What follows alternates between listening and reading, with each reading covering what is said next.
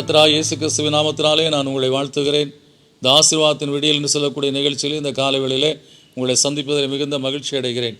இந்த நாளில் நான் உங்களோடு கூட பகிர்ந்து கொள்ளும்படியான தேவனுடைய வார்த்தை நீதிமொழிகள் 3ஆம் அதிகாரம் 6ஆம் வசனம். உன் வழிகளிலெல்லாம் அவர் இணைத்துக்கொள், அப்பொழுது அவர் உன் பாதைகளை செவ்வைப்படுத்துவார் என்று சொல்லி வேதம் சொல்லுகிறது. சில மக்கள் என்னிடத்தில் வரும்போது சொல்லுவாங்க, எப்படி செபிக்க முடியும், என்னால் முழங்கால் போடவே முடியவில்லை, செபிக்கவே முடியாது, நான் எவ்வளோ நேரம் முழங்கால் மேல் கால்கள்லாம் பலவீனமாகிவிட்டது.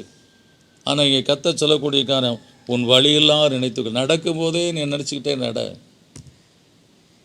நீ எங்கே போகிறியோ போகும்போதே கத்தரோட ஜெபித்து கொண்டே சோத்தரித்து கொண்டே நீங்கள் போங்க.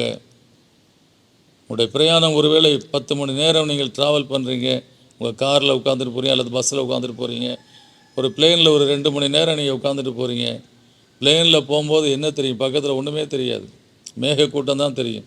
அவரை நினைத்து கொள்ளுங்க. அந்த நேரத்தில் நீங்கள் என்ன காரியத்துக்காக போவீங்களோ அந்த காரியத்தை ஒரு இடத்துல சொல்லி ஜெபியுங்க. ஆண்டவரே, இந்த காரியமாக நான் போய் கொண்டு இருக்கிறேன், கர்த்தாவே உம்மை நினைத்து உம்மை மாத்திரம் நான் சோத்தரித்து கொண்டு போய் கொண்டு இருக்கிறேன், என் காரியங்களை நீர் மேற்பட்டு கொள்ளுங்க கர்த்தாவே, நான் போகிற காரியத்தை வாய்க்கப்படும் என்று சொல்லி நீங்கள் அப்படியே கர்த்தருடைய சமூகத்தில் அவரை நினைத்து அவருடைய சமூகத்தில் உங்களுடைய காரியங்களை ஒப்பு கொடுத்து நீங்கள் ஜெபித்து கொண்டு போகும்போது நிச்சயமாய் காரியங்களை வாய்க்கப்படுற கர்த்தர் உங்கள் வாழ்க்கையில் காரியங்களை வாய்க்கப்பட ஒரு உண்மையுள்ள தேவனாக இருக்கிறார். எனவே அவருடைய சமூகத்தில் இன்றைக்கு அவரை எல்லா காரியத்தையும் நினைத்து கொள்ளுங்கள். சின்ன காரியமாக இருக்குது, பெரிய காரியம் ஆகட்டும், நீங்கள் போகிற வழியெல்லாம் நினைத்து கொண்டு ஆண்டவரே, இந்த காரியம் என்னால் ஆகாது, எனக்கு அந்த ஞானம் கிடையாது, பலன் கிடையாது, கர்த்தாவே நீர் எனக்கு ஞானத்தையும் பலத்தையும் கொடுத்து இந்த காரியத்தை வாய்க்க போகணும்னு சொல்லி கேளுங்க. நிச்சயமாக நீங்கள் போகிற இடத்துல நீங்கள் எதிர்பார்த்ததுக்கு மேலான ஆசீர்வாதங்களை கர்த்தர் கொடுத்து ஆசீர்வதிக்க உண்மையுள்ளவராக இருக்கிறார்.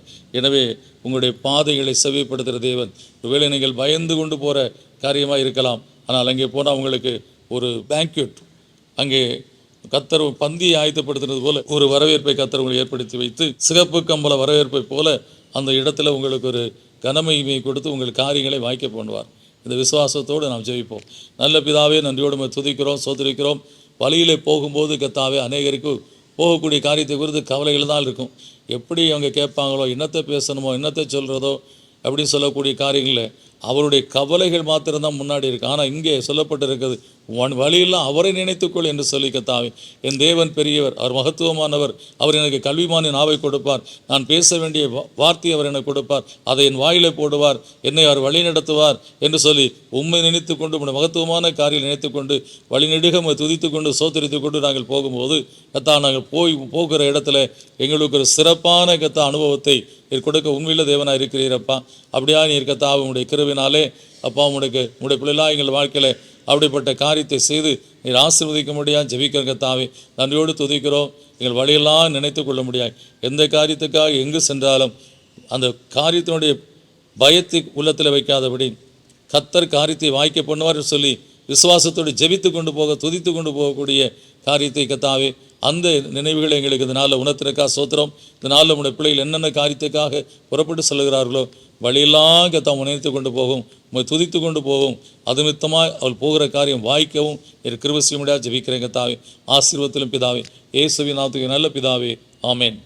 எனக்கு அன்பானவர்களே, நீங்கள் இன்றைக்கு எந்த காரியத்துக்காக போகிறீங்களோ நீங்கள் அந்த காரியத்தை குறித்து பயத்தோடையோ அங்கே போய் நம்ம என்ன செய்வோம் அப்படின்னு நடுக்கத்தோடையோ போகாதீங்க. வலையெல்லாம் கர்த்தரை தூக்கித்து கொண்டு போங்க.